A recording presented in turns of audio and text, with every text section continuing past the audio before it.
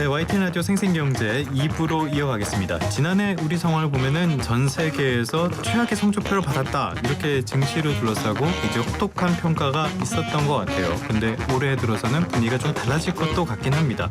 올해는 어떨까요? 두 분의 전문가와 계속 이야기 나눠보도록 하겠습니다. 허재환 유진투자증권 상무님 그리고 이선엽 신한투자증권 이사님 계속 가도록 하겠습니다. 자, 작년 이야기를 말씀을 드렸는데 작년에 국내 증시 정말 어려웠잖아요. 유독 우리 증시가 이렇게 어려웠던 배경 뭘로 보십니까? 대외적으로는 뭐 중국과의 어떤 경쟁에서 좀 밀리고 있다 또는 경쟁력에 있어서 약간 좀 저희가 독보적이 못했다라는 어떤 그런 측면들, 그리고 특히 이제 삼성전자가 보여준 약간의 실망감 우리 이런 것들이 좀 컸던 것 같고, 그다음에 내부적으로 보면은 국내 기업들이 생각보다 부실이 조금 있는 것 같습니다. 이제 뭐 가장 대표적인 게 석유화학 같은 제품들이 산업들이 저희가 수출에서 차지하는 비중이 엄청 큰 굉장히 중요한 산업인데 그쵸. 지금 보면은 뭐 롯데케미칼이라든지 저희 화학 큰 회사들의 이익이 지난 한 3, 4년 전보다도 한 10분의 1밖에 안 나거든요. 그런 것들 보면서 약간 한국의 어떤 중요한 기간 산업들 내에서 생각보다 뭐 여러 이유에서든지 어쨌든 부실이 조금씩 쌓이고 뭐 뭔가 구조조정을 해야 되는데 잘 못하고 이런 부분들이 같이 맞물렸던 게 아닌가라고 좀 저는 좀 보고 있습니다. 하긴 반도체 안 좋고 2차 전지도 안 좋고 석유화학도 안 좋고 기관 산업들이 다 이러니까는 증시도 잘 나갈 수가 없었던 거 아닌가 싶어요. 근데 올해 들어서는 분위기가 약간 달라지는 것 같기도 해요. 근데 힘있게 가는 분위기는 또 아닌 것 같은데 지금 상황을 어떻게 보고 계십니까? 이미 지난해 맞을 걸 다 맞았기 때문이라고 생각을 하고 있는데요. 상무님께서도 말씀을 잘 주셨지만 사실 지난해 부진했던 것 중에서 어쨌든 삼성전자가 극도로 부진했던 걸 가장 큰 이유로 꼽을 수가 있을 것 같은데, 전자를 외국인들이 팔 때 가격을 보지 않고 팔았거든요. 특정 외국인들 중심으로 많은 외국인들이 팔긴 했지만 아주 길게 장기 투자했던 펀드들이 지난해 많이 나갔습니다. 보통 그 친구들은 2000년대 초반부터 투자를 했었으니까 사실 수익률은 뭐 천문학적이었을 거고. 그렇겠죠. 그러니까 이제 퍼센트로 줄이는데 줄이는 과정에서 가격을 보지는 않았거든요. 그러다 보니까 전자가 지금 되게 안 좋은 상황임에도 불구하고 좀 과하다. 그러니까 이제 밸류에이션 놓고 워낙 과하게 팔았기 때문에 이제는 뭐 전자가 좋지 않다는 얘기가 나와도 추가적으로 하락은 별로 없는 거잖아요. 그러다 보니까 지수는 그렇게 빠지지 않는 모습을 보이면서 오히려 이제 트럼프가 집권한 이후에 뭔가 우리 쪽에서도 나름대로 이제는 돌파구들이 생기는 몇몇 업종들이 생기다 보니까 그쪽으로 이제 자금들이 몰리기 시작을 했고 그래서 업종별로 지금 들썩들썩 이렇게 올라오는 모습을 보이면서 좋아지기 시작을 했고요. 실제 외국인들이 많지는 않지만 특정 종목 중심으로나 업종 중심으로 이제 매수를 시작한 게 달리 볼 수 있는 게 아닌가라는 생각이 들고, 그래서 아마 지금까지는 우리나라 성적표가 전 세계에서 제일 좋은 걸로 알고 있습니다. 지난해 너무 안 좋았기 때문에 반등 정도는 많이 보여지지만 그럼에도 불구하고 지난해와는 그래도 조금 다른 움직임을 볼 수 있다는 점은 연초부터 우리가 좀 느낄 수 있었다라고 판단해 볼 수 있을 것 같습니다. 말씀하신 걸 보면은 굉장히 우리가 중요한 변수로 봐야 될 게 외국인들의 수급 동향, 이 부분도 봐야 될 것 같은데 외국인들 국내 증시에서 그렇게 영향을 많이 미칩니까? 이게 참 저희 국내 시장인데 왜 외국인을 봐야 되나 하는 생각이 좀 들기도 하는데, 저희가 좀 그러니까 기관 투자가들의 어떤 영향력이 예전만 못해졌잖아요. 그러니까 사실은 이제 코로나 터지고 개인 투자가들 영향력이 클 때는 사실은 외국인이 팔아도 크게 상관이 없었는데, 맞아요. 동학개미 운동하고 그랬을 때 그때. 근데 지금은 기관 투자가들의 힘도 약하고 또 개인 투자자들이 워낙 국내 주식보다는 또 해외 쪽을 워낙 많이 사다 보니까 어떻게 보면 약간 국내 시장인데 국내 시장을 좌우하는 게 외국인이 되어버린 꼴이 된 게 좀 됐습니다. 최근에 굉장히 외국인들의 수급 동향에 따라서 주가가 막 움직이고 이러잖아요. 이 외국인들의 영향을 미칠 만한 또 다른 변수는 공매도 아닌가 싶은데 그건 조금 이따가 한 번 더 짚어보도록 하겠고요. 이번에는 밸류업 프로그램 이거 한번 살펴봐야 될 것 같습니다. 밸류업 프로그램 나온 지 1년이 벌써 지났네요. 그런데 비판도 많이 받았잖아요. 최근 들어서 상장 폐지와 관련된 제도 개선안 이 내용이 발표가 됐는데 어떤 내용들이 담겼습니까?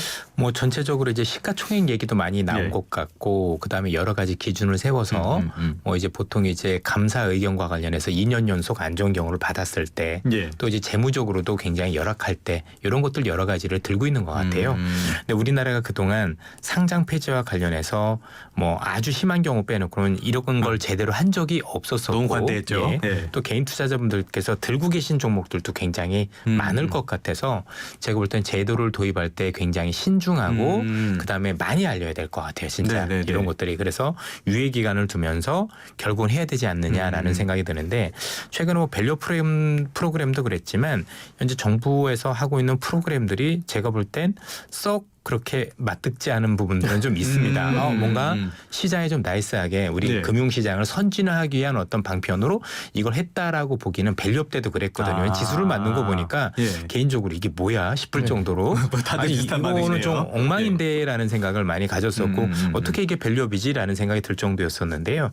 이번에도 혹시 그렇게 되지 않을까라는 조심스러운 생각이 있어서 혹시 하실 거라면 정말 누가 보더라도 보편 타당하게 그리고 그것과 관련해서 투자자분들께서 이런 기준이 명확하구나. 그리고 유예 기간을 분명히 둬야 되겠죠. 네. 그래서 투자자들이 피해 볼 수 없도록 해야 되는데 분명히 하긴 해야 되는 게 글로벌 시장에서 한국만 물량이 유일하게 늘어나는 몇 안 되는 국가예요. 그럼 이제 시장이라는 것 자체는 어쨌든 수급이라는 걸 무시를 못 하는데 미국만 하더라도 자사주 매입 소각이 굉장히 많고 그쵸. 또 불량한 기업들에 대한 퇴출이 잘 돼 있기 때문에 사실 미국 같은 경우는 최근에 보면은 상장된 기업, 그러니까 전체 주식 숫자를 보면 줄어드는 추세인데 우리만 계속 좀비 기업들도 남아 있고 증자도 많이 하고 여러 가지 다르면서 물량이 너무 늘어나니까 네. 아무리 개인 투자자분들께서 들어온다고 하더라도 그걸 받아낼 수 없는 상황까지 왔던 거거든요. 예. 그 피해는 고스란히 우리 선량한 개인 투자자분들이 보시기 때문에 저는 어떤 식으로는 칼을 굉장히 강하게 대야 된다라고 생각을 하고 다만 이 강한 칼을 쓸 때는 정말 우리가 이렇게 날카로우니 조심하세요라고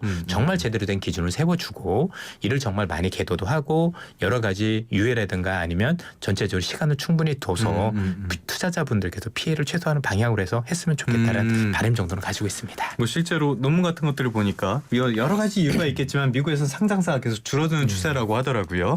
근데 상무님께서 아까 이사님이 맞득치 않다고 말씀하시니까 굉장히 격한 반응을 보이셨는데 어떤 부분에서 그렇게 공감을 하신 겁니까? 그러니까 좀 말씀하신 것처럼 저도 진짜 밸류업 지수 나왔을 때 보고 이거 왜 만들었지 저는 생각이 처음에 많이 들어서 갑자기 그 생각이 나서 좀 예. 말씀을 드렸던 것 같고 저희가 보면은 뭐 이거는 뭐 제가 방송에서 꼭 해야 할 얘기는 아닌 것 같지만 약간 좀 저희 한국에 원정주의 문화가 좀 많은 것 같아요. 네네네. 그러니까 자본주의라는 거는 조금 냉혹하게 얘기를 하면 안 되는 회사나 안 되는 산업은 좀 버리고 또 버려야지 오히려 이제 자본이든 노동력이든 그 어떤 시장의 어떤 리소스가 합리적으로 이렇게 가는 거를 통해서 스스로 깨끗게 하는 자정 기능이 있거든요. 예. 그게 저는 이제 자본주의의 굉장히 좀 매력적인 기능이라고 생각하고 있는데 이게 이제 되려면 퇴출이라는 거를 마음이 아파도 시켜야 되는데 네. 그런 것들이 사실 이제 그동안에는 없었던 것 같습니다. 특히 지난 15년 동안 별로 없었던 것 같습니다. 퇴출하려 그러면은 노동자들은 어떻게 연관 산업은 어떻게 이러면서 잘 안 되는 그런 것들이 분명히 있었던 거는 맞다라는 생각이 듭니다.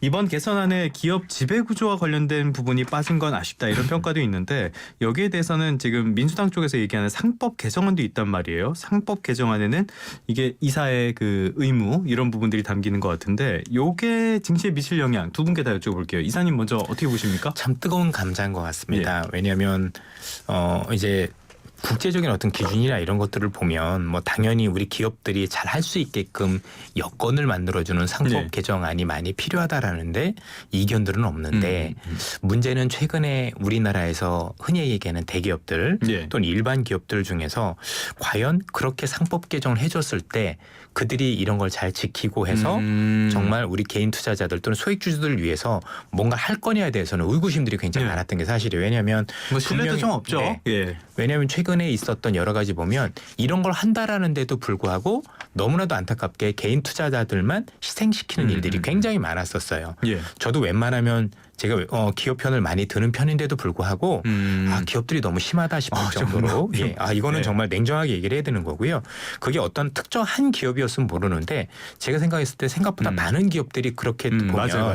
그러면 네. 이런 거죠. 그러니까 그 기업들이 새로운 사업을 하는 건 좋은데 그런 사업을 하면 대주주든 아니면 소액주주든 같이 우리 힘을 합쳐서 한번 돈을 쏟아봅시다. 그리고 거기에 대한 어떤 이득도 같이 공유하십시다. 이런 방향으로 가야 되는데 그 사업을 추진함에 있어서 대주주는 쏙 빠지고 소액주주들만 되게 피해보는 모양으로 가면서 대주주들은 오히려 조금 더 자기네들의 지배력이 강화되는 모습으로 갔다라는 거죠.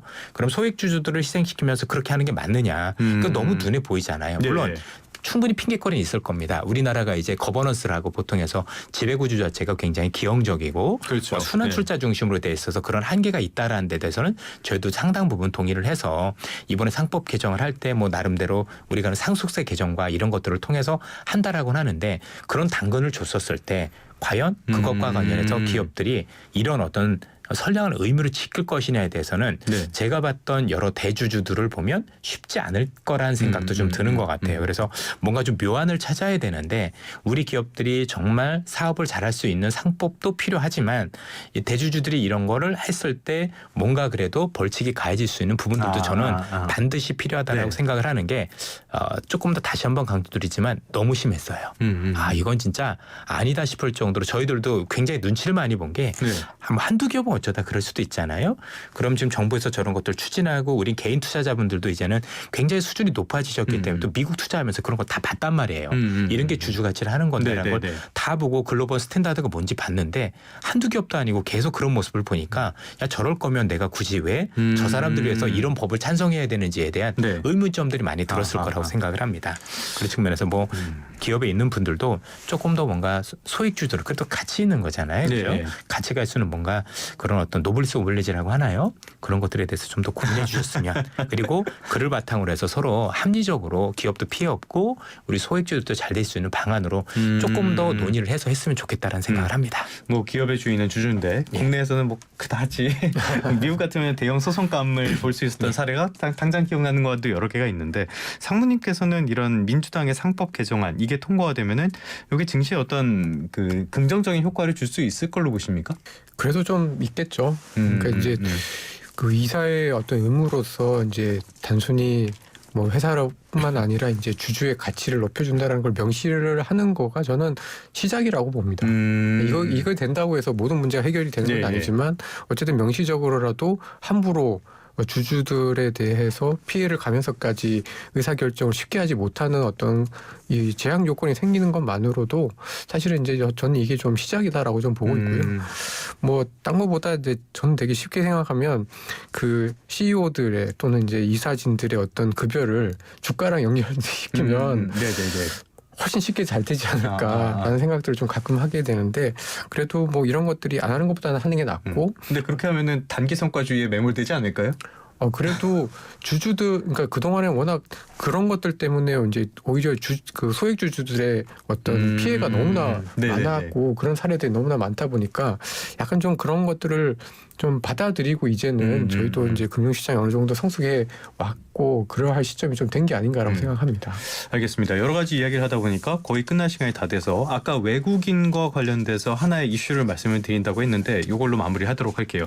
3월부터 공매도가 재개될 예정이라고 하는데 공매도 재개 어떻게 되면은 외국인들의 수급에도 영향을 미칠 걸로 보십니까? 예, 그렇습니다.